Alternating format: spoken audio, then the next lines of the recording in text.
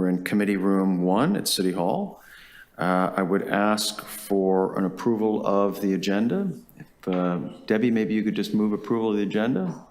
Sure, I'll approve the agenda. Okay, all right, all in favor? Okay, thank you. Are there any declarations of possible conflict of interest? Okay, seeing none. Need a motion to approve the public meeting minutes of April the 11th, 2024. Debbie, can you move that, please? Move. Sorry? Yes, I'll move the minutes of Okay. April. April 11th, thank you.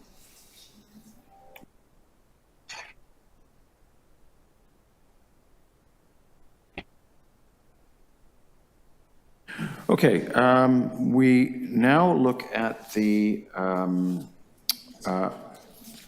we're now on to number 5, which is the outstanding work list and completed work list. Catherine Wilkinson, are you with us? She's not yet with us. Okay. And we don't have Councillor Fletcher for number 6 yet, do we? So let me ask if there are any committee member comments or questions on the action item list. Okay, there are none. I'll tell you what, we'll come back to that for receipt after we've heard from Catherine. The CSAC Chair's report, that requires Councillor Fletcher, and Councillor Fletcher has not joined us. So, are we expecting Councillor Fletcher? Okay, all right. So you know what? Let's refer that to the board meeting on the 25th, and then Councillor Fletcher can give her report there. How does that sound? That's fine. Are we not expecting Paula this morning? Apparently not. No, okay. Apparently not. Okay.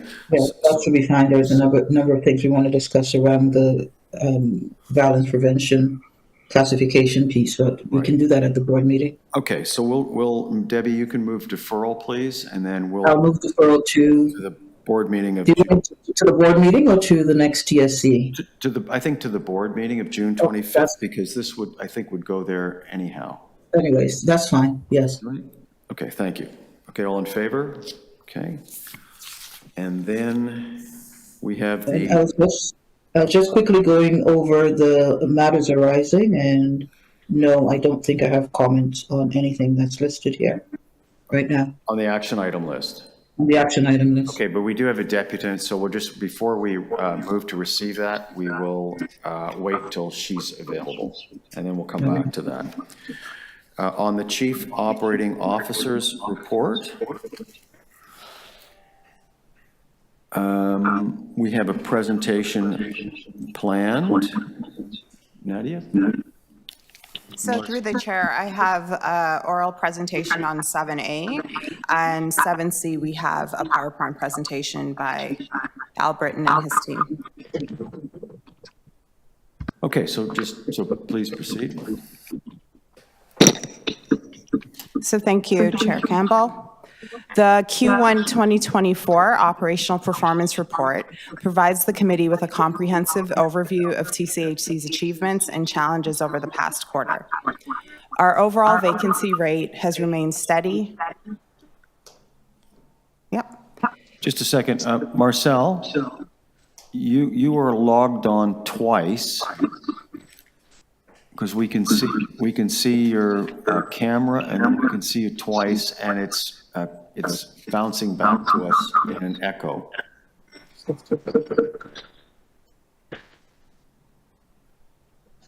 Okay, I'll log out and try and log back in. That would be perfect. Thanks, Marcel.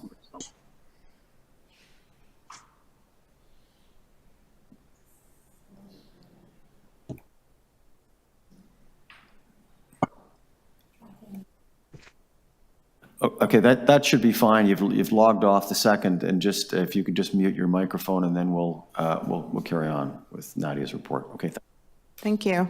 So our overall vacancy rate has remained steady at an impressive 1.39%, with staff maintaining an efficient turnover of rentable units and quick availability for new tenants.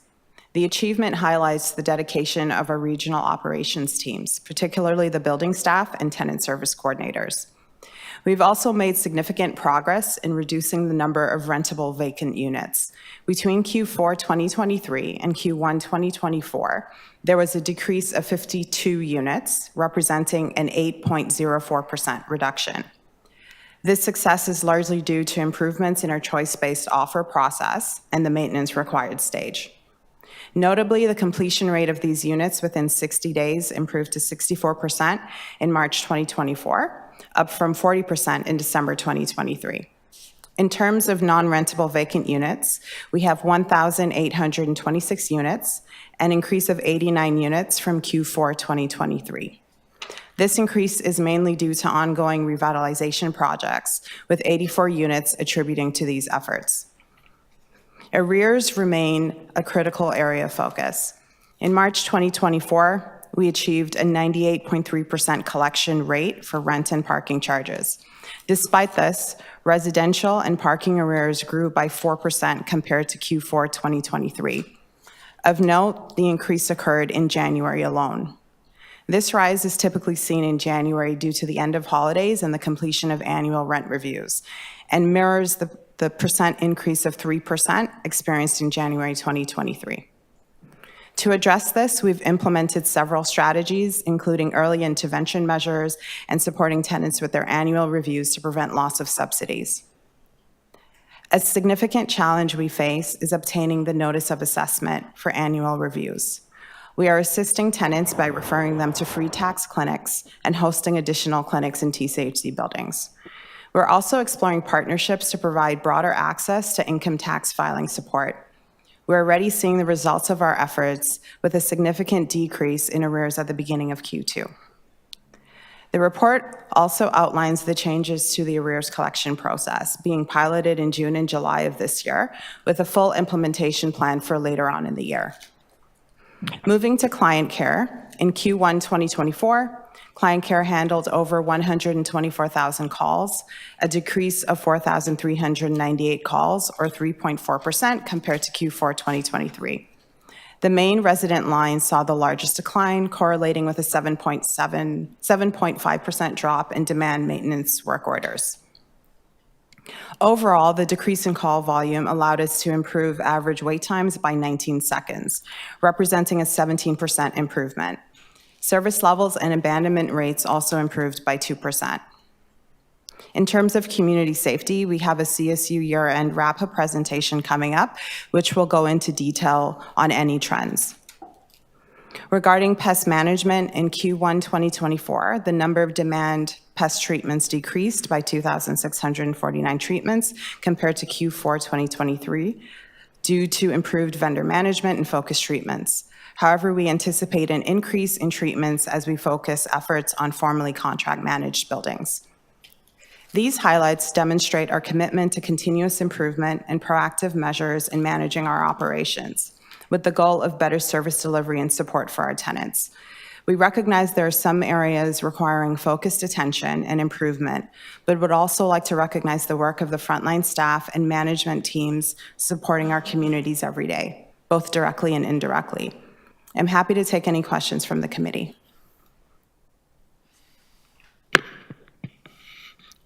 Committee members, any questions? A question of clarification. Nadia, earlier when you were talking about rent arrears and its connection to a notice of assessment from CRA, you talked about a 3% increase in overall. Was that a 3% increase in rent? So we had a 4% increase in our arrears from Q4 2023 to Q1 2024.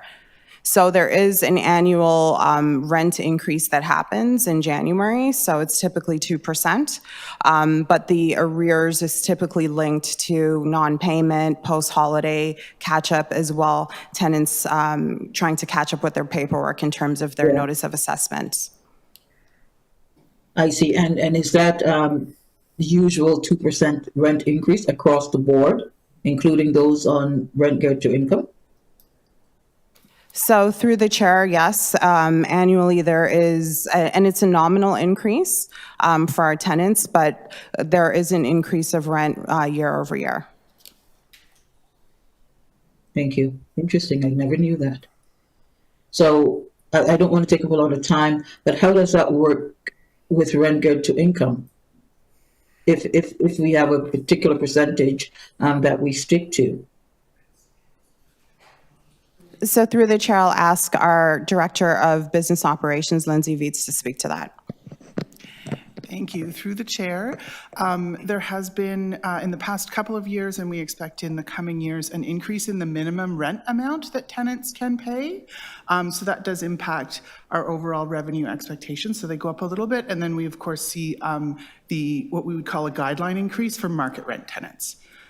So the increase associated with the RGI tenants is only for those who pay the lowest amount of rent, and it's very small. I'm still not getting it.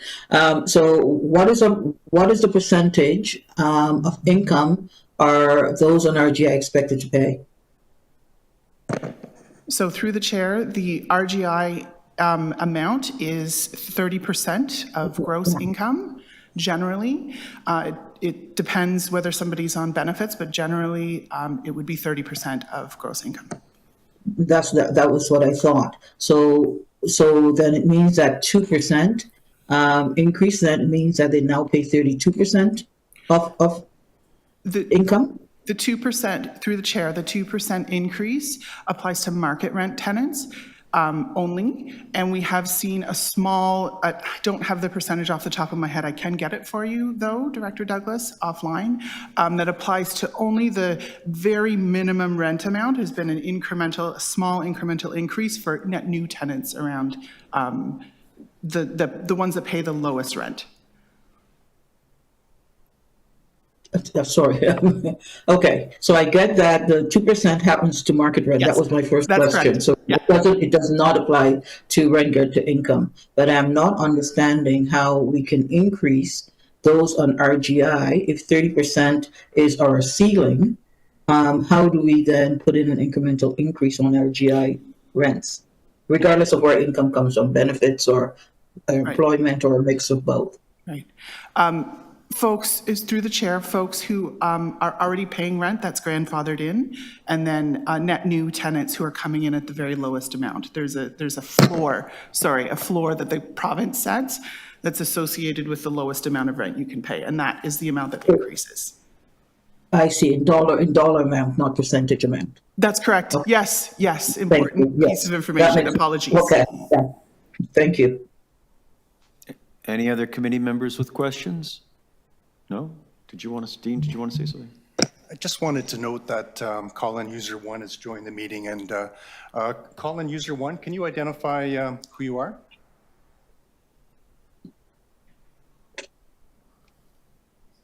Call-in user 1, can you confirm who you are? Well, it's okay. We're a public meeting, right? So, okay. Hello, my name is Miguel. It's Miguel. Okay, thanks, Miguel. Thank you for joining. So I have a question. So on page 34 or 6 of 17 of the report, it shows on the arrears collection process, where the N4 is issued, the agreement is arranged, the legal filing, and then the order 236. So is that that's an order of eviction? So through the chair, it is an order of eviction and it allows us to pursue the tenancy, but it doesn't happen right away. So oftentimes we continue to work with tenants after there is an order to try and rectify the arrears. And we've seen cases where we go up until the day of eviction, even a couple of days after, where tenants are able to pay the arrears balances. So I've asked about evictions in the past, and what I would like to know is, because sometimes the tenant is just intent on not paying, and they're trying to take advantage of our good graces. And so can you provide me at a later date with more information on the number of evictions we do either in the last year or in the last quarter, or, you know, if it's going up. I mean, I'd like to know if like, obviously we don't want to be difficult with people that are, and I think we're not difficult with people that genuinely struggle to pay the rent and have good intentions. I'm sure that's why we set up the OACH.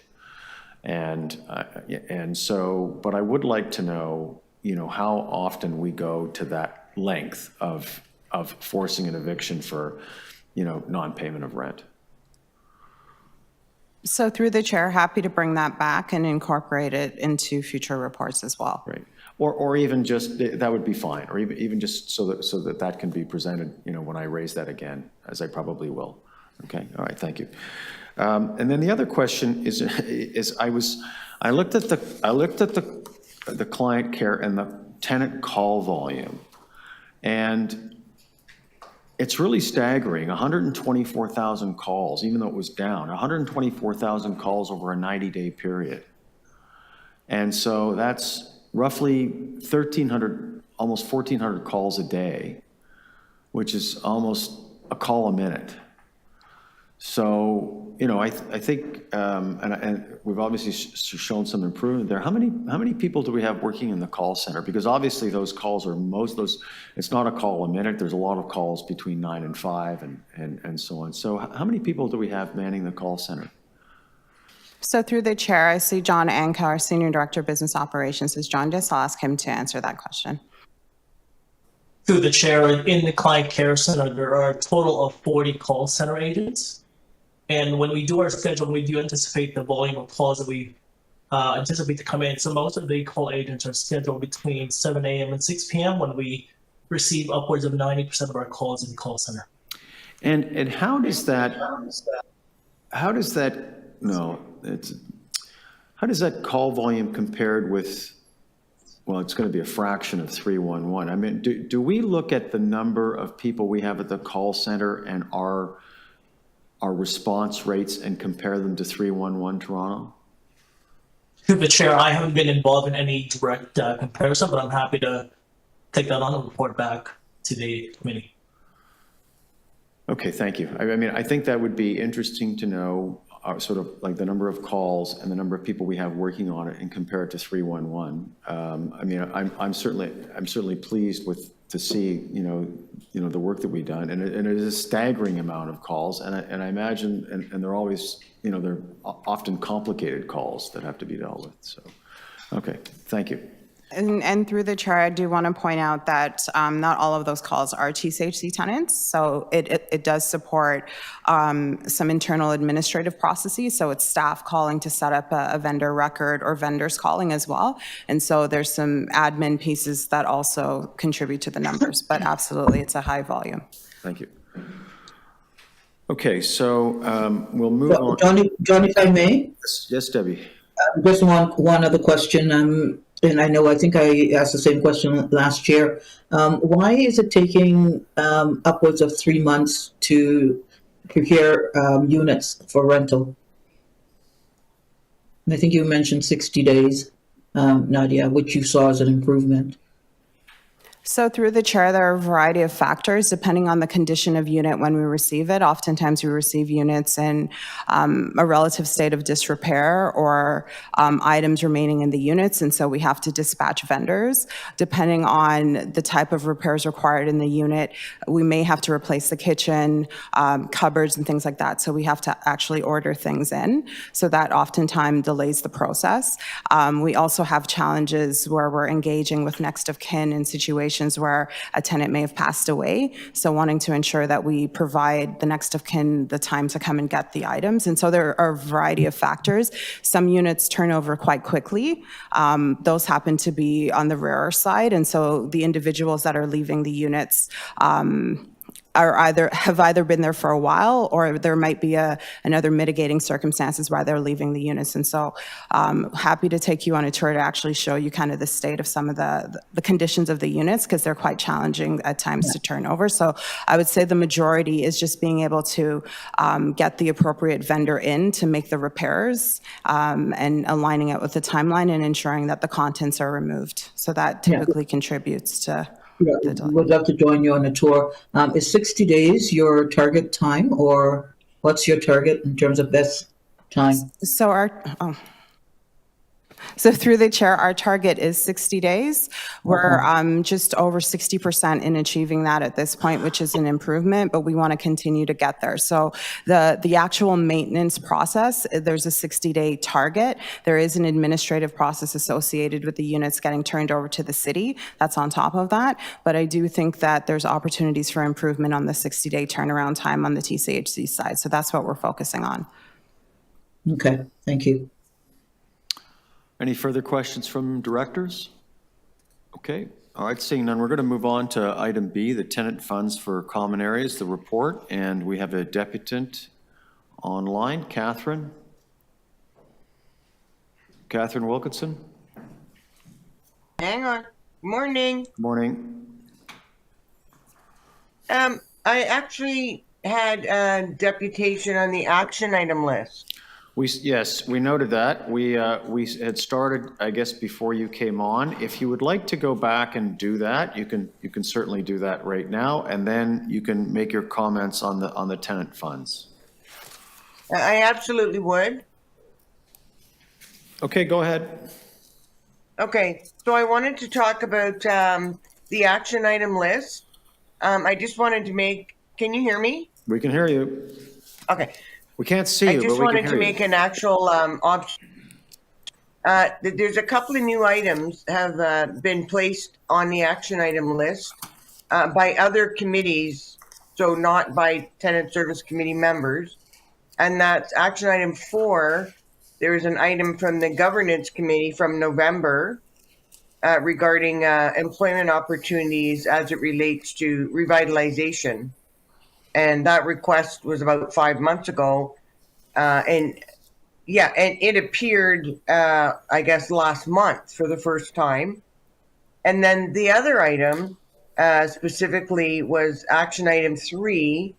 And this was something that was discussed at the Board of Directors to request consultation with the Tenant Advisory Committee, TAC, regarding tenant insurance programs.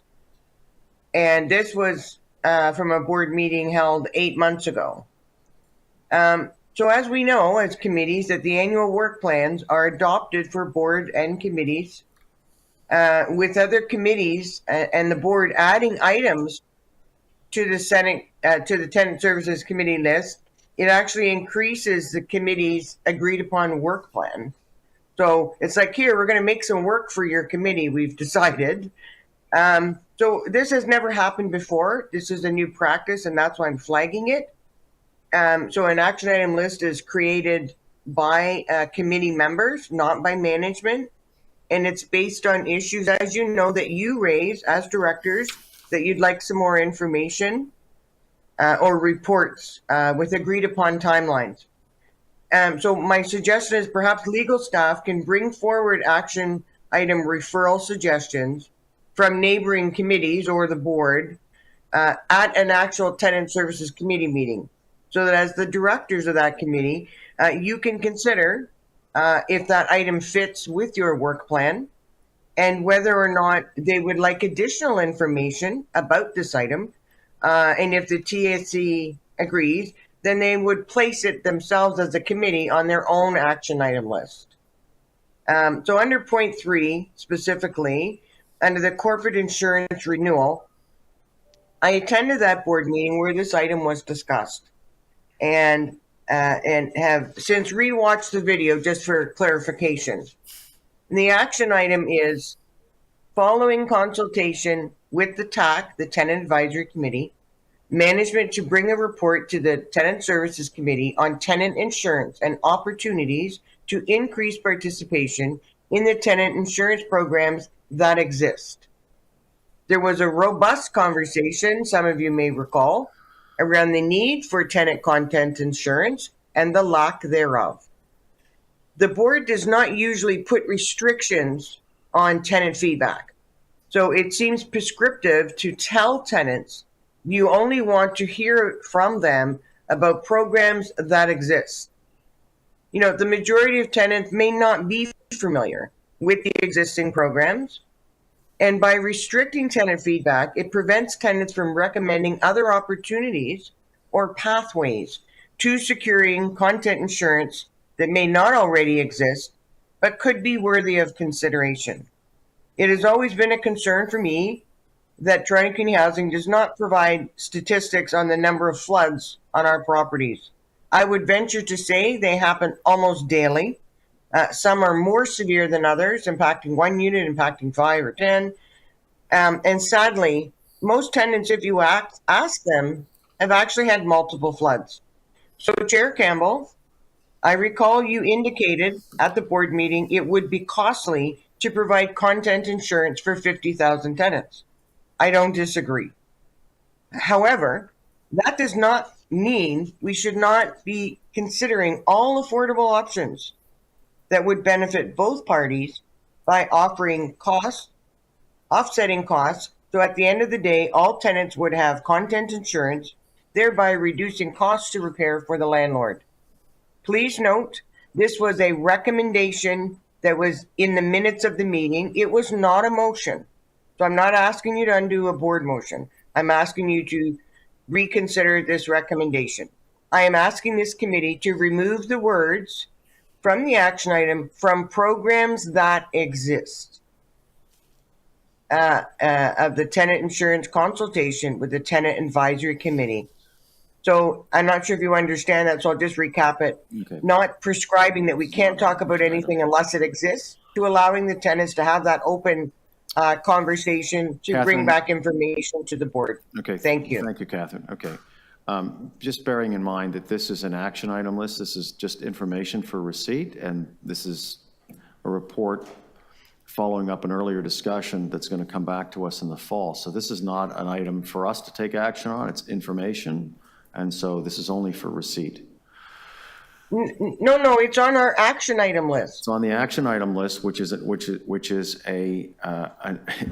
action item list. This is an item that does not require our approval. It's an item only for receipt, and it's the intent of staff to bring back a report in the fall, which I'm comfortable with. I don't know if any of the other directors are. Yeah, that's fine. It comes out of our matters arising. It just means it's in progress, yeah. Yeah. Okay. Okay, so any questions of the deputant? Okay, seeing none. All right, so on the next item, Catherine, is the 7B, tenant funds for common area projects. Yes, thank you. We know this program has been on hold since 2020 for a variety of reasons. In October 23, in a deputation with the committee, I asked if the committee to determine if funding had been earmarked for this program to be implemented in 2024. Director Douglas raised this question, and the Chief Operating Officer indicated there would be a more fulsome report coming forward, and this was one of the items that was still under discussion, pending approval of the budget. On page 4 of this report, it indicates the program will have to compete among numerous priorities of the 2025 budget. I can now answer my own questions.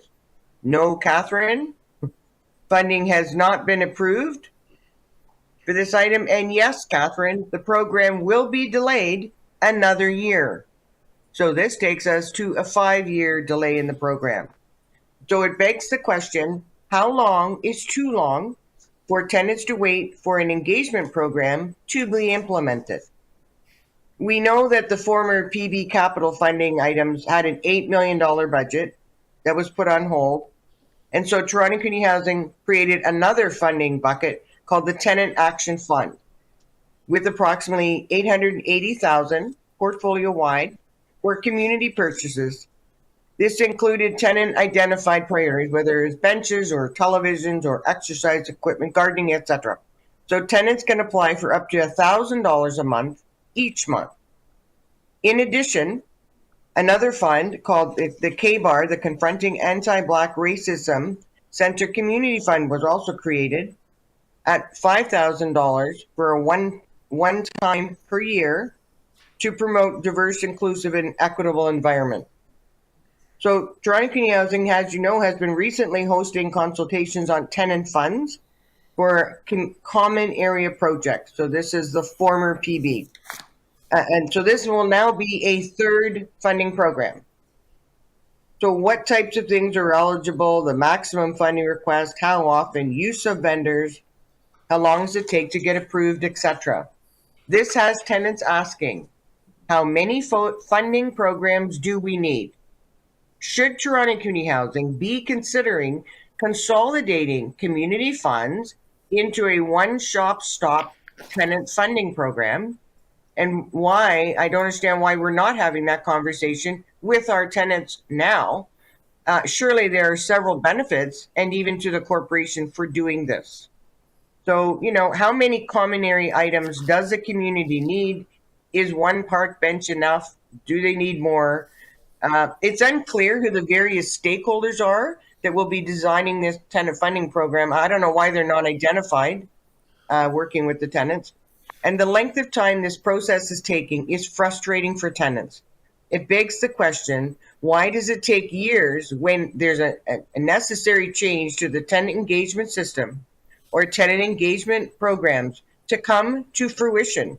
For any other business decision that Toronto Community Housing, this would be unacceptable. So with all of the planned tenant consultation, staff unfortunately did not take the opportunity while they had a captive tenant audience, either online or in person, to invite the tenants to suggest a new program name right then and there. Instead, staff created an entirely new process, requiring tenants to come back and compete to name the new program. So I'm not sure the rationale.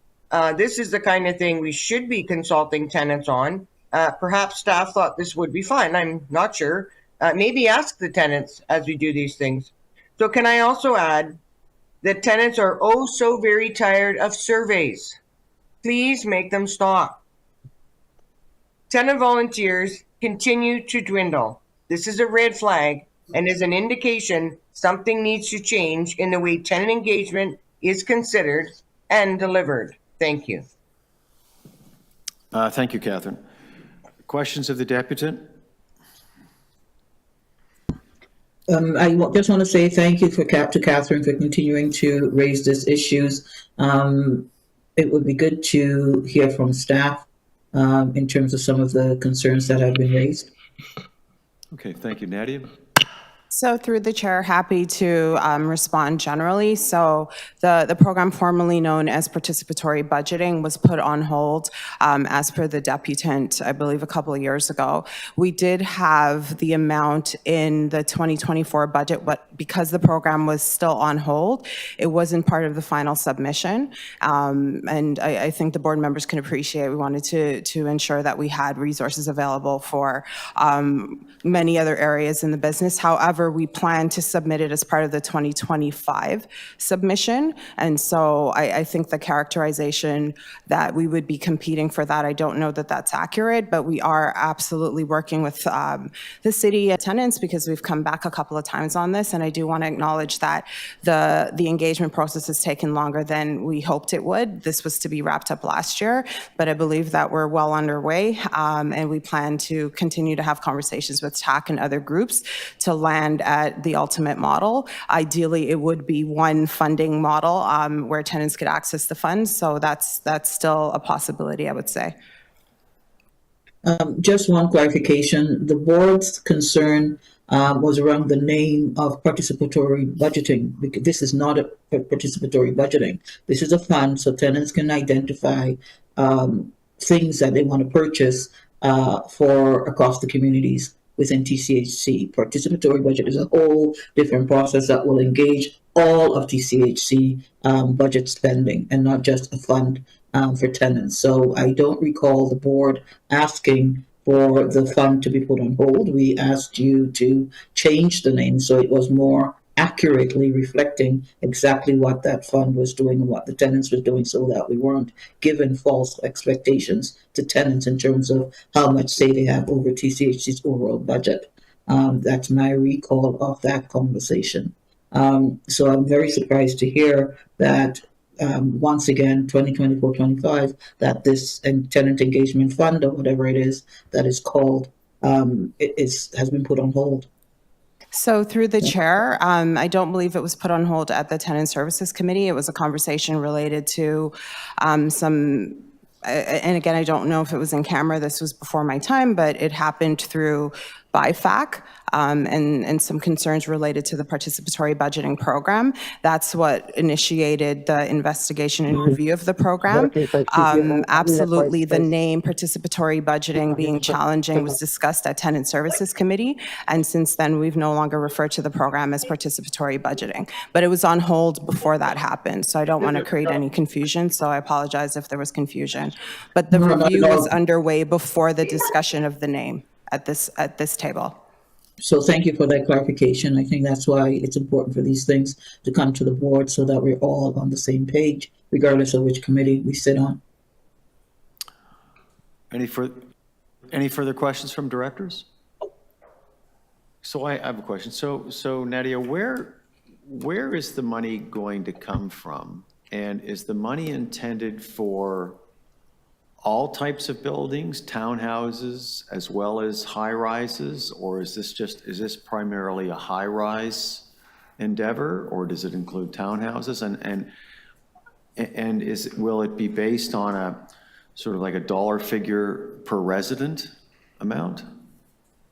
So through the chair, how the funding will be allocated is one of the areas that we're engaging with tenants on. So we have heard some feedback from tenants that it should be allocated based on the number of units per community or not. The evolution of the participatory budgeting program started with capital funding, and so it was actually different communities coming with capital projects, and there would be a bit of a process by which communities voted and supported each other's projects. So we moved away from that, and it turned into a bit more of a traditional funding application style, where tenants would select items for their building, such as park benches or other items, and that was the program that was put on hold. So what we're looking at right now is what are the types of things that tenants want funding for. We've heard loud and clear from tenants that just purchasing items isn't the only area of interest for them, and if there's an expanded opportunity for tenants to get funding to do local community projects, different programs and supports, they'd be interested in doing that as well. And so what we're looking at, depending on the final feedback and as we put it together, is does it make sense to look at the current Tenant Action Fund and whether there's opportunities to expand that. So it isn't just focused on townhouse communities. Any TCHC community would be eligible to apply. How they apply, how it gets reviewed is part of the discussion in the review. Okay, so you know, a tenant fund will not necessarily be available, or will only, it's an application-based process. So currently we have the Tenant Action Funds that was never put on hold, and so that program continues as we speak, and that allows tenants to apply for small, up to $1,000 for small community projects. This updated model, again, I can't confirm that there will be an application process formally, but it's probably going to look similar to the Tenant Action Funds, where tenants could apply. How that will be reviewed, I think, is still part of the discussion with the Tenant Action Committee or Tenant Advisory Committee and based on tenant input. But yes, in theory, it could result in a program that looks quite similar to our current Tenant Action Fund with expanded opportunities to apply for funding for tenants. Have we considered an allocation-based model where every building would have an allocation of funds and that they could either tap into that in a given year or they could bank it and use it, you know, after 3 or 4 years? Through the chair, we have considered that, and I think that will be one of the items that's on the table for finalizing of the process when we bring it back to TAC. Okay, thank you. Any further questions from directors? And just to confirm, Nadia, you also said you're looking at integrating the two funds, the one that's on hold and the action fund? So through the chair, that was one of the questions that we asked in the review as to whether tenants were interested in having one overarching fund that had potentially two streams. So that is something that we've received feedback on. Absolutely. Okay. That's a good idea. Uba? Thank you. While we're waiting, I know the funding is on hold, and while we're waiting to rename the program and everything to be a holistic, is it possible to increase the 1,000? Because any community to do any program 1,000 is not enough. Even the 5,000 was not enough, so let alone 1,000. So is there a possibility to increase that money for tenants while we're waiting to rename, rebrand, and do this work on the site? So through the chair, thank you for the question, Director Farr. Absolutely, I will take that back and have that discussion with the team. Thank you. Okay, seeing no further questions, we'll move on to, sorry, oh, Marcel, your hand is up. Okay, I see that, sorry. Yes, Marcel, go ahead. Yeah, I just have just a couple of things. Is there a possibility to get a list of all the vendors that we're using for community development projects, like for the tenant action funds? And I know some of the vendors that we're using, they're making a lot of money from TCHC, and maybe take a look at exploring what they can do in turn for us. Like if we're ordering $1,000 worth of materials and equipment from them, maybe they can start waiving like the delivery fees, or maybe start donating some giving back to the communities. Because if we're making them a lot of money, I think it's maybe time for them to do a little bit of give back. That's all I have to say. Thank you. Okay, that's been noted by staff. Okay, thank you. Okay, so we're gonna move on to item 7C, and I think we'll do the presentation first, and then we'll hear from the deputant. Yep. I'm gonna do a motion for the whole of number 7 at once to receive all of that information. Okay, after we're done. Okay.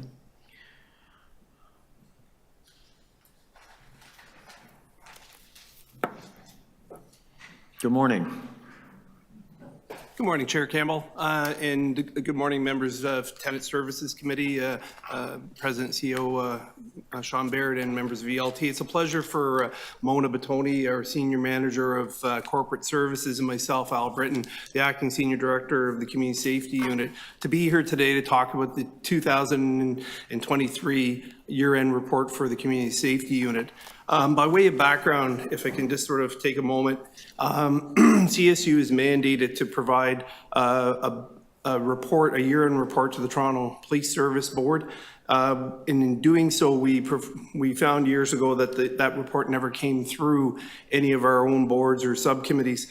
So we arranged a process to bring that report to the Tenant Services Committee. And when we did so, Ms. Catherine Wilkinson raised the issue that the report was very narrow in scope, and a more holistic report would probably serve the committee, the tenants, and the organization better. And that's what we've tried to do here. So I kind of put it out there today that this is our first attempt at this, and we hope we kind of are on the right direction, but we look forward to the feedback that we'll receive from the committee and obviously tenants as we move forward to make this report better. So if I could just have the PowerPoint up, if that's possible, please. The first slide that we're going to put up is the mandate and vision of the Community Safety Unit. And just as it's being pulled up there, what's on the slide is the mandate of the CSU is to partner with communities, promote community safety and well-being for residents, and preserve the assets of the Toronto Community Housing Corporation.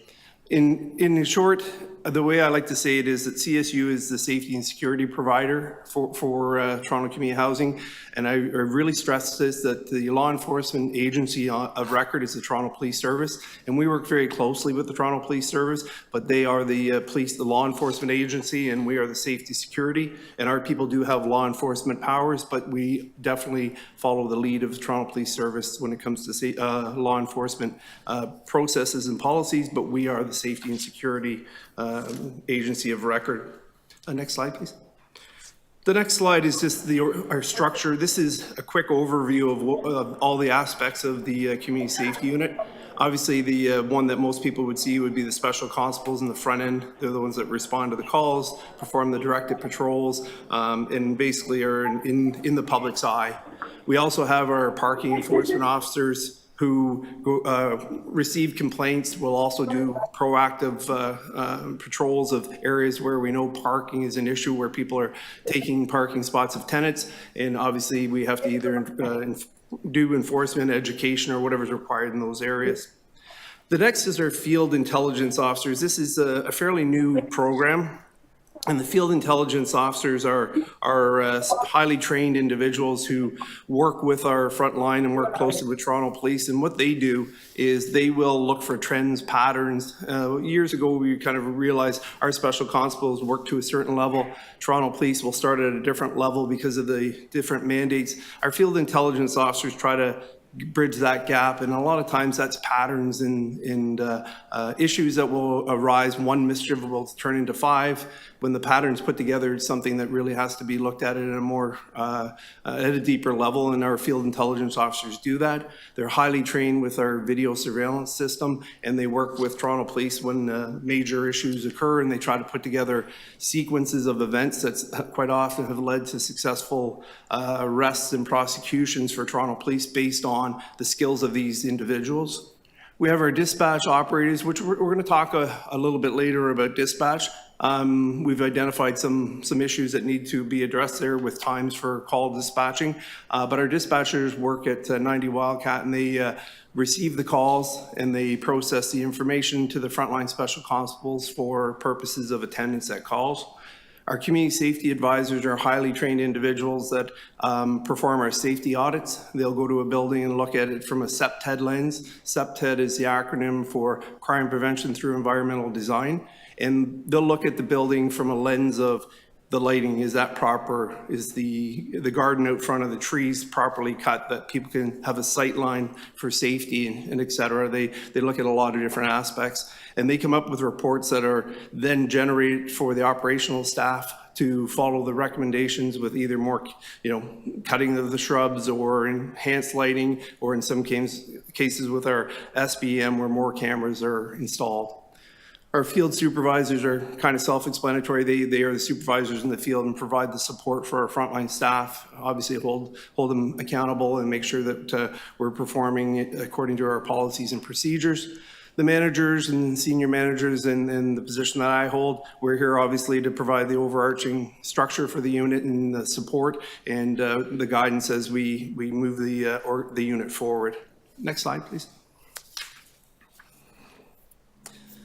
The next one, Chair Campbell, I know this is something that yourself and I have spoken about quite often. It's our attrition rate. And as noted on there, the strong LEO stands for law enforcement officer recruitment. So this is a very hot topic right now. The recruitment for special constables, for police officers, for all aspects of safety and security is very, very high demand right now. And we're finding a lot of our people, 5 years ago, our attrition rate was in the low 20% range, and we were losing our special constables to police services, which we do understand because it is a career stream that is a little different than the one we have. Obviously, compensation's a little bit higher. The career opportunities are a little bit more, or much broader. But we were also losing special constables to other special constable agencies. And that was something that we found, we did a review and we found out some of the problems there were the compensation package that we had was much lower. It was sometimes that on the exit interviews, we were hearing that our structure was very linear and there was not a lot of career opportunity for our special constables. So to address that, we obviously went through a collective bargaining process where compensation over the negotiated settlement was brought more in line with the current practices. We also strengthened and refined our recruiting of candidates. So we're now going to the colleges, the schools, working very closely with our people and culture team.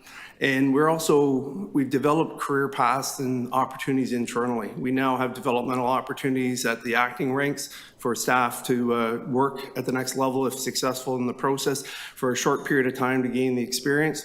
We also have a mentoring and developmental committee chaired by Ms. Tony and our union president, Larry Shand. The committee is setting up opportunities for individuals to apply for developmental opportunities in different units within the community safety unit to try and develop and expand their knowledge. And the mentoring committee also, we're trying to align people that are interested in learning and finding opportunities to understand the next role, and we're trying to provide those opportunities. We're still, I would say we're getting closer. That has not quite been implemented yet, but we're very close. And again, that's shared by the same two individuals. Next slide, please.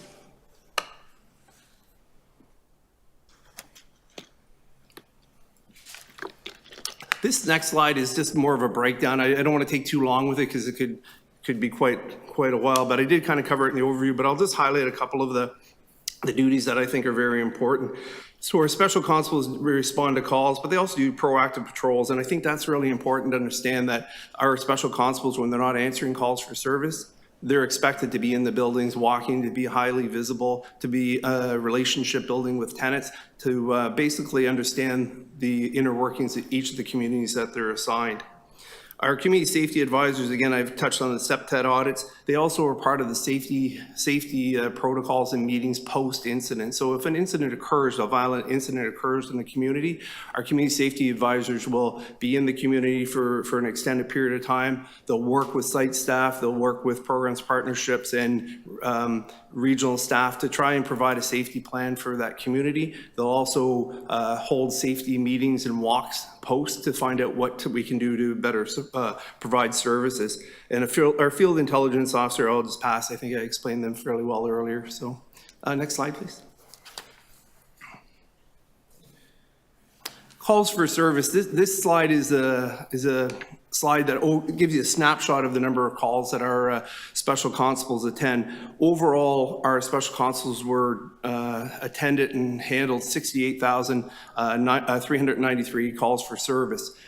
The calls that were dispatched were just over 61,000. So the other 7,000 were made up of when our special constables were already at a building and they were just advised that there was an incident occurring there. So they didn't have to travel to and from. Because that's one of the things that we've noticed. The biggest delay in our unit is obviously the travel time. So we're doing what we can to try to reduce the travel time, but we're also, which I'll get into some of our strategies later, but we're also trying to properly align our people to the buildings that we anticipate. We're starting to really look towards more of a data-driven deployment model versus a geographically set up deployment model. So this is one of the slides I said, unfortunately, this review showed a negative here in the sense that I think our unit's doing a very good job at responding to the priority 1 calls. The goal within the unit was 5 minutes, and we're at the 6-minute mark. Again, it's not acceptable, we're past it, but we're very close to it, and those are the calls that we're most needed at, and that's where our people are responding in a very timely manner. The second call stream is priority 2s, and priority 2s are things that are a little bit less urgent. I should have covered priority 1, obviously, is the urgent calls for us.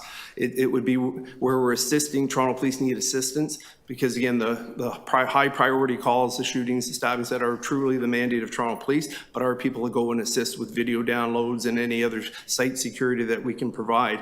Priority 2s are the non-urgent calls where Toronto Police may be coming to assist, but quite often our people can take the lead on it because it's a call like a theft, a mischief, of something where there's a possible suspect. Our people can do the original work and at the appropriate time turn over either the offender or the details to Toronto Police. And in that instance, again, this is where we're starting to see the strain on the dispatch model, that we're at 32 minutes instead of 20. Priority 3s are lower priority calls, and unfortunately, these are the ones that we're seeing the significant time delay. And we do get complaints on occasion from tenants about the time it takes for our special constables to arrive. And this is part of the reason is it's taken a long time for the lower level calls to be dispatched. And quite often that's a resource issue. Quite often we found it could be a process issue where the information is being put in and the calls are being held because there's no one available, or it took us a little longer to kind of glean that information. So this is something we're working at to try to mitigate with some new strategies, which I'll get into in a moment. So I'm just going to turn over to Mona, if you don't mind, the crime stats. So the only one I would like to talk to, Mona's going to cover the crimes against person, crimes against property, but the shooting incidents on our property. And Chief Demkew has been very well spoken on this, where he advises that one shooting is one too many, and I think we all share that. But the only reason that we bring this up is over the past 5 years, we've seen a drastic reduction on our property. 5 years ago, 45% of the shootings in the city of Toronto were on Toronto community housing property. We're now down to 16%. And again, I want to stress that we would like to see that be zero. But we have seen a reduction, and we attribute that to the great work of all the partners, Toronto Police, our external stakeholders, certainly some contribution from CSU and TCHC, but overall we've seen a reduction, and I think that's worth noting. Mona? Sorry, can you just clarify that statistic? So you said now we're 16% of all Toronto shootings, whereas before we were 40 or 45%? Yes, Director Campbell, the numbers, and again, I do have to qualify that these are the numbers that the Community Safety Unit keeps within our own database. Toronto Police numbers may be off a little bit because if it's not on our property, clearly that doesn't attribute to our stats. But if it's on the road across the street, it may be written down a different way. And I can't speak to the Toronto Police stats, but the stats that we have are complete comparisons equal to each other for our own stats. And in 2018, on Toronto community housing property, there were 146 shootings, and that made up 45% of all the shootings in the city. The number went down to 138 and 28% in 2019, and it gradually went down over the years. And in 2023, Toronto Community Housing had 56 shooting incidents on our property, and that made up 16.33% of all the shootings in the city of Toronto. So it's a sizable reduction. I mean, it's still a lot, but it's a sizable reduction. Okay, thanks for clarifying that. Sorry to interrupt. Chair. Thanks, through the chair. And just to add to Al's comment, that's what we're working with the City of Toronto and Toronto Police on, improving the statistics for the shootings. So hopefully that'll happen soon. So just to touch on the crimes against property. So the number of crimes against property reported was steadily increased since 2021, from 1786 incidents in 2021 to 2011 incidents in 2022 and 2,776 incidents in 2023. So 45% of the crime against property reported in 23 has been attributed to thefts and 42% to mischief incidents. Compared to 2022, the mischief incidents have risen by 4%, where thefts have fallen by 5%. And moving on to crimes against persons. So since 2021, TCHC saw a slight drop of 2% in assaults. However, assaults continue to account for 49% of all reported crimes against persons, followed by robbery at 11% and firearm-related incidents at 13%. So CSU recorded a rise in violent crime incident against persons. Discharge firearm-related offenses rose from 34 in 2022 to 60 in 2023, and other weapons-related incidents rose from 11 in 2022 to 18 in 2023. And again, I'd just like to note that we did see a drastic reduction in both those categories over the COVID years, and we have seen it get back to the level, not exactly to the levels. In some cases, it's lower, and in the odd case, it's at the same level as it was pre-COVID. But we're also seeing difference in the violence reduction areas. The numbers are still lower than they were before. And I think that's just important to note. The next slide, please. So the alternate response unit is one of the strategies that we've implemented to try and reduce that wait time for calls. We did a review, and quite often it would take our special constables with travel time upwards of 3 hours to handle a very minor call. And that's because trying to travel through the city from the point and place that they are at the time they receive the call to the time that they attend, complete their paperwork, and then get back to the next call at another building could be very long, and the majority of that was the travel time. So the alternate response unit is a unit that where we have dedicated to trained special constables working in one of our buildings, and what they do is the calls will be received by our dispatch center. They'll be reviewed and vetted to see if it's something that we need a mobile response for. And some of the lower priority calls where people are calling for insurance purposes, where they need a report filed, they don't necessarily, there's not a case where we're going to be contacting Toronto Police for any sort of crime scene follow-up. Sometimes we can handle those calls over the phone, and what we do is our special constable will then contact the complainant, ask what the issue is, try to get as much information, ask if they're comfortable with our people handling the call over the phone, and if the person is, then we'll proceed. If the person is not, then it'll be sent back to our dispatch center, and a special constable will be dispatched as part of the queue. The unit is made up by less than 3% of our staff and handle over 5% of the calls for our unit. So last year it was 2,800, and this year we've seen even greater increase in that. So it's definitely shown value, and it's usually, right now we're only using that service during peak periods. Clearly we don't want people being called at 2, 3, 4 in the morning, so it's really only during the peak hours that we're using it, and there has been value seen in that in our response time. But again, it's one of many strategies that we're trying to implement. Next slide, please.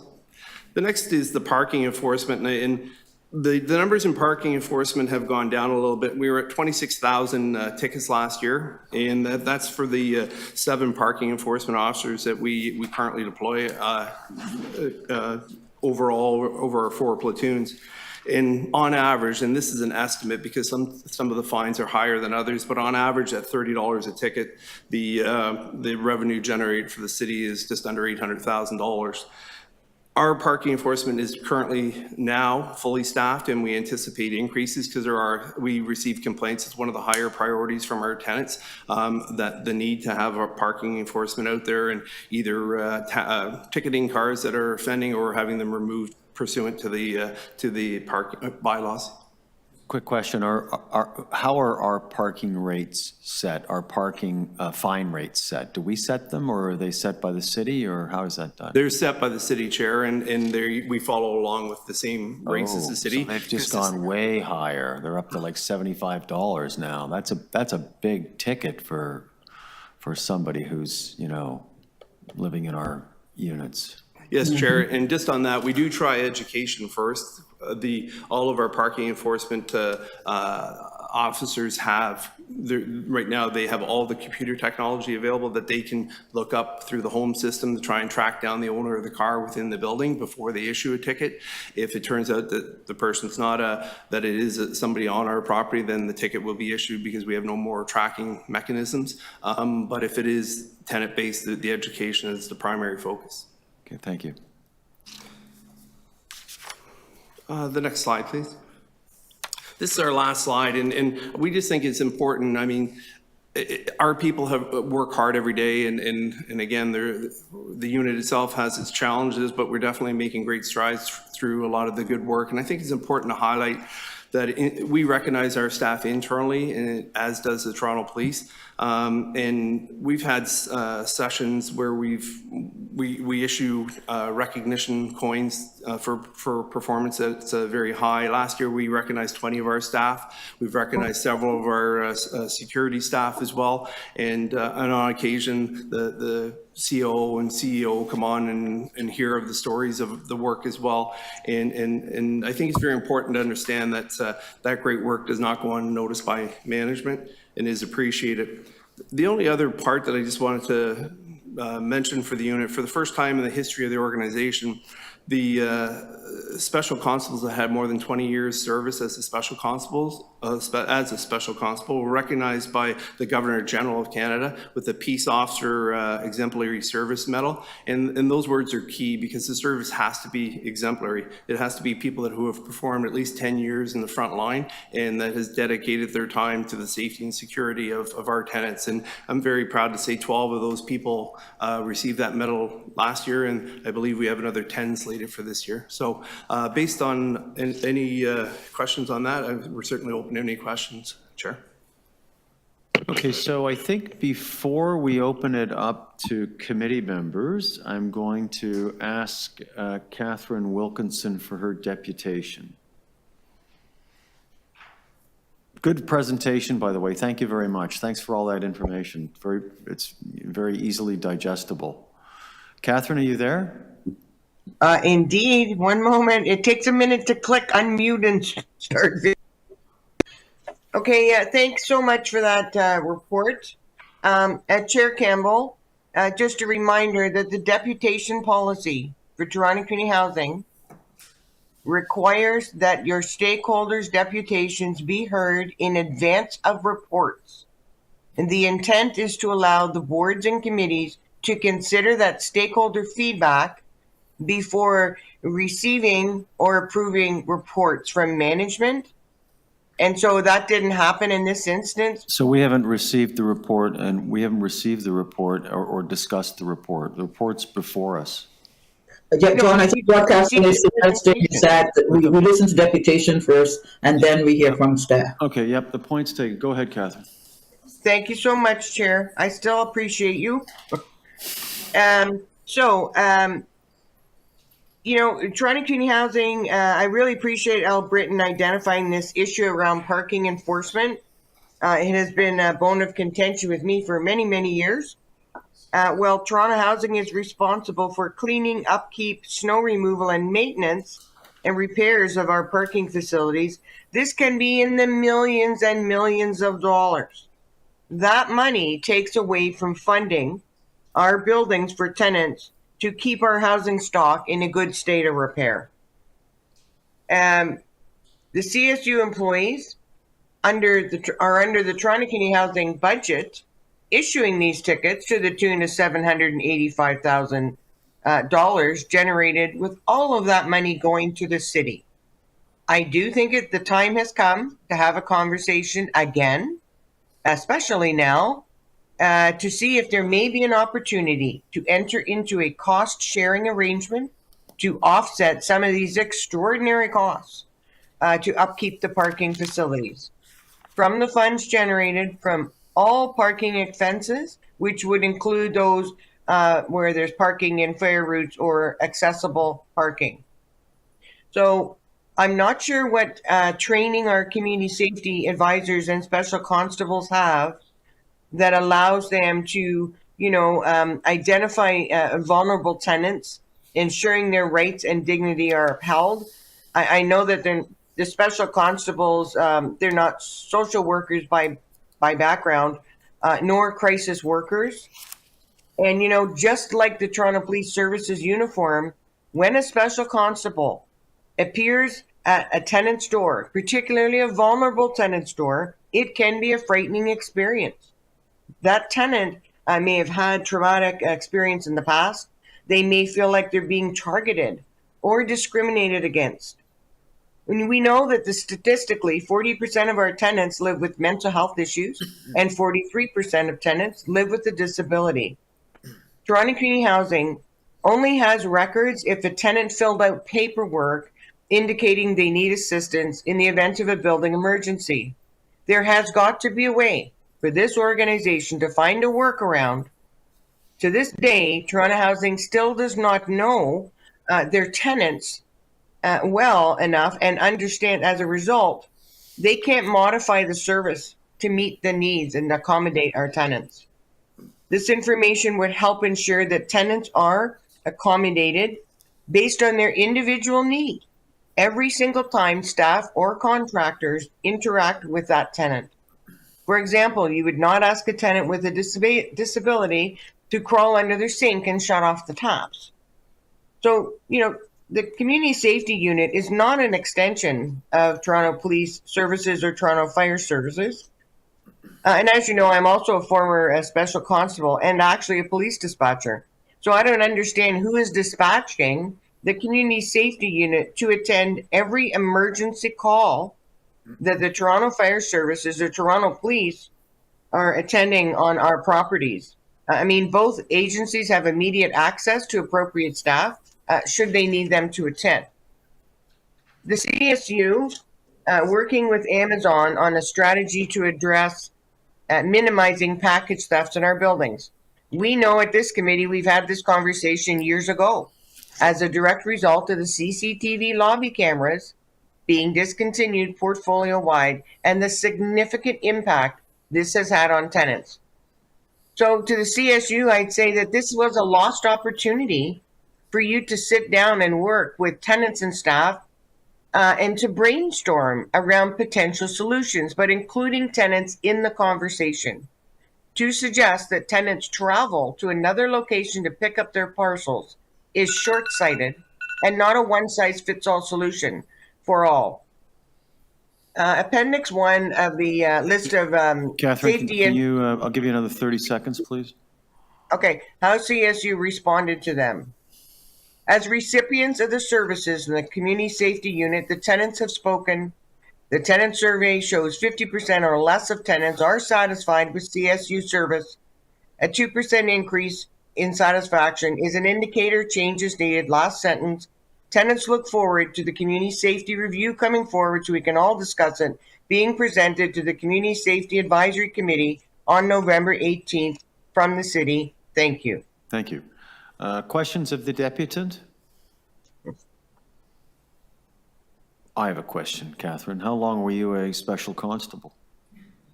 Not very long, and it was a little remote town called Innisfil. Oh, Innisfil. Well, there's a lot of trouble in Innisfil, so no wonder you got out of it.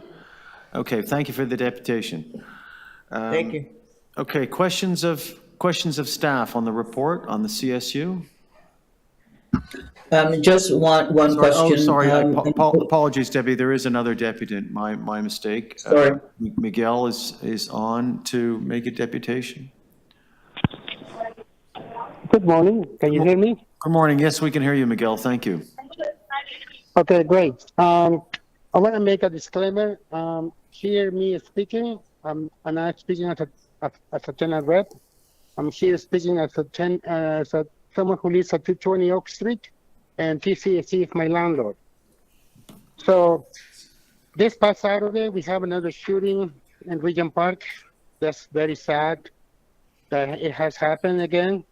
We don't know if it happened on TCHC property or not, but that is a warning signal that we need to deal with job creation in revitalization areas. I'm glad that Catherine brought this to the attention of this committee that we need to deal with job creations in redevelopment areas.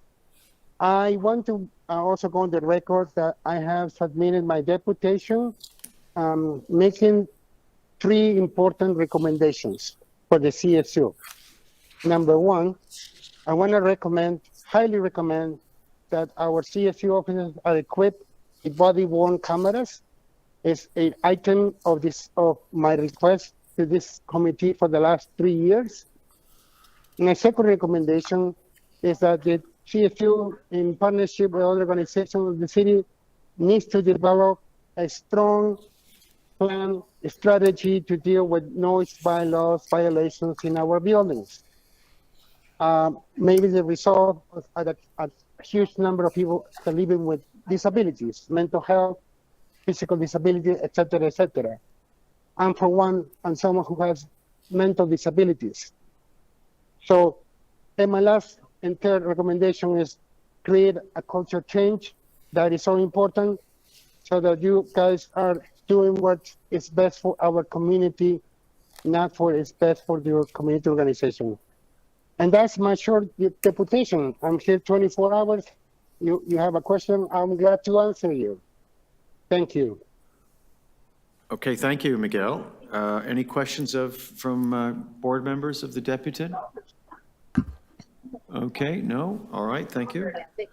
Yeah, thank you. Thank you, Miguel. Questions of staff. Debbie, do you have any questions before you leave? I had one question around the alternate special constables. Are they recruited? Are we intentionally recruiting from people already living in our communities? It is one of the areas that we've been discussing over the last 4 or 5 years or so. Yes, Director Douglas, through the chair, the CSU constantly recruit in our communities. The ARU special constables are from our pool of special constables. Some utilize their skills when they're in an accommodated fashion for personal reasons, physical reasons, or it's used as a developmental opportunity for our special constables to be able to process more paperwork, to learn the systems a little bit better and provide better service. But one thing in regards to our tenants, one thing I did want to mention is we are working with our CABR team to hire 2 new cadets, and those 2 are going to be hired from our community. 2 Black youth from our community are going to come into the CSU, and they're going to learn what CSU does, but also what the organization does, hopefully for full-time positions down the road, and that's going to be a 1-year pilot project. Okay, good to know that. But overall, you're still going outside of the communities primarily?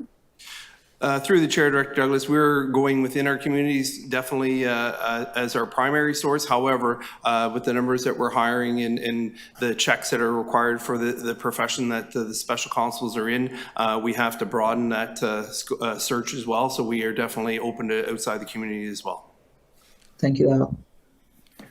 Okay, thank you all. I need to jump off for another meeting. Thank you, Debbie. Other questions of staff? Uba? No? Yeah, and I agree with Debbie. We should really hire diverse people who are reflection of our tenants, and especially tenants, because we have a lot of in-house experts that sometimes we don't even need to go outside of our tenants. And my question is, Alan, thanks for by the way, the report. It's a great report. Thank you. And when we're dealing with people with mental health challenges and who have vulnerable groups, whether it is arrest, whether it is just complaint from a neighbor, noise, what have you, whatever the reason may be, do constables also bring experts on mental health, like social workers and nurses, other people to support? Or do they just go by themselves? Because sometimes the reason why I'm asking this question is sometimes bringing social workers and mental health workers can decrease conflict. Yes, Director Farah, through the chair, it's a very important point that you make. The short answer is no, we do not. But the long answer is that yes, that's something we want to explore. And the reason we have not yet is under the new Community Safety and Policing Act, the original version of it was taking away any dealing with mental health issues, taking that away from special constable agencies. There was a subsequent rewrite where those authorities were given back in post implementation of April 1st. So now it is something we can explore, but prior to the implementation, the regulations stated we were not going to be dealing with those calls. So it would have been an investment into something we weren't going to do. However, now knowing we will, it's something we definitely want to look into and explore. Okay, thank you. Thank you. Marcel, did you have any questions? Yes, Marcel? Yeah, not so much of a question. Just 2 things. One, I know our community have seen the presence of the CSU around a lot more, and it's much appreciated. And the other thing is, I remember a while ago, and then it kind of slipped my mind, that there was the offer for board members to do like kind of like a site visit or with special constables, like to different sites and stuff, as like I don't want to use a term in a bad way, but like a tour kind of thing, like as what it is like on a daily basis for CSU when they're attending communities and calls and stuff like that. Not like really bad calls, but just those types of things. So I'm wondering if that offer is still available. Thank you. Yes, Director Charleboff, through the chair, that is something that CSU is very happy to facilitate at any time. Again, our unit's a 24/7 unit, so we call it a job shadow, and Director Campbell, Chair Campbell attended and performed one as well. And we have a set process we follow. We make sure we give you a little tour of the buildings that we have and the dispatch center, parking, et cetera. And then there is a job shadow ride with some of our staff, and whatever you want to see, we'll be able to facilitate, albeit VRP community, albeit a high needs community. Whatever you want to see, we'll be able to facilitate. So we look forward to the interest in it. Just one more thing. I've noticed too over the last year or so within the community, there has been less complaints about CSU. So whatever you're doing here is absolutely, it's working, it's great, and having a good presence, I think, might be contributing to it. But based on like the amount of calls you get and everything. But I just wanted you to also know that people in the community here are noticing a good presence and stuff, and I think it's putting us some peace of mind. That's it. Thank you. It's good to hear. A sincere thank you on behalf of our frontline staff and management team. That means a lot to our people. Thank you. So I have a couple of questions. Calls for service have gone up since 2019, 17.5%. And what's happened to your staff since 2019 in terms of numbers? Yes, through the chair, our staff have increased. In 2019, we did go through the increase to the unit where the 60 special constables were put into our authorized strength. Unfortunately, it takes a much longer period of time to recruit, to train our special constables. It's usually in the 6-month range from the time that they are identified till the time they're productive in the field. So we had to staff quite a few of those communities with security, and I know we've talked about that at previous meetings. But we're now at a position that as of last year, the end of last year, we had 117 special constables that were fully trained in the field, and we had 16 that were in a training class at that particular time. Again, that's a point in time. This report's as of December 31st, 2023. We now have another class of 16 that are in training. So what's your top allocation right now that you're allowed to fill? Our top number is 153 for special constables. Again, we have the 12 on hold as noted before. And what would it have been in 2019? 2019, we'll confirm it, but it would have been in the 90 range. Okay, so you've had a good increase then. We've had a good increase, yes. Okay, that was my concern. The other question I had is in regard to, you talked about, and it's your attrition actually isn't that much worse. I mean, according to the report, I mean, it's gone from 22% in 2020 to 16% in 2023. It was in 2019, it was 14%. And so I guess it's a comment more than anything. I know that you say that you get the feedback that it's a very linear organization. There's not a lot of room for upward mobility. But I guess what I would say to that is that's kind of the nature of this business, for you. And you don't necessarily want to create positions just so that people can get promoted, because there's a cost to that. And the frontline staff are obviously, I think highly valuable, to the CSU. Yes, Chair.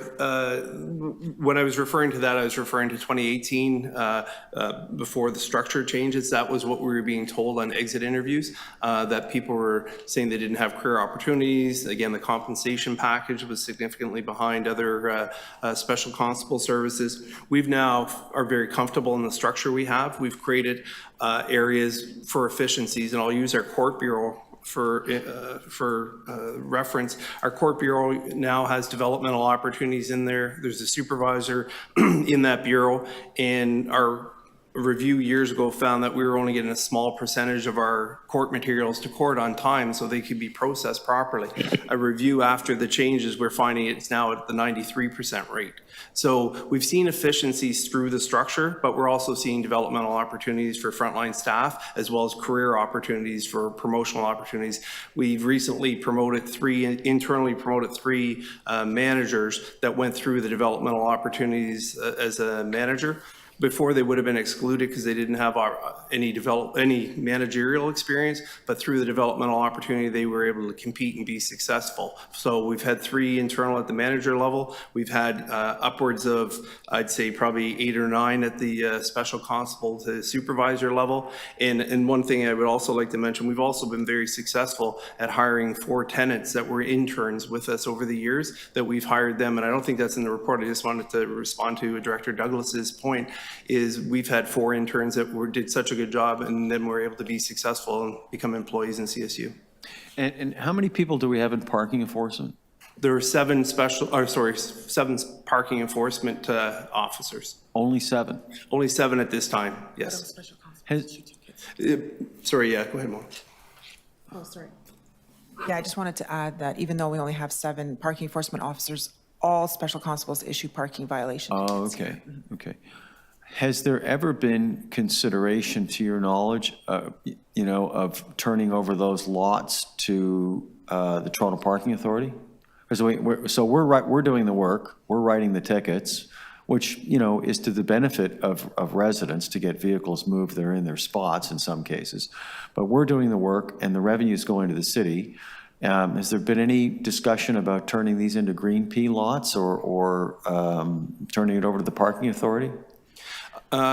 Through the chair, I've not been made aware of those discussions. I see value in our parking enforcement officers in the sense that they focus on our buildings, and I know the City of Toronto is very busy, and their resources are stretched across the whole city, whereas our resources are dedicated and focused on our properties. So that's where I see the value, but I am not aware of a discussion in turning the green piece.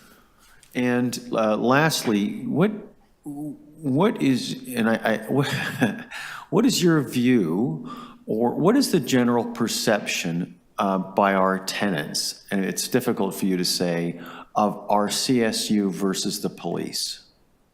And I know it's going to vary by community, but what, just sort of anecdotally, how do people perceive our enforcement team versus the TPS?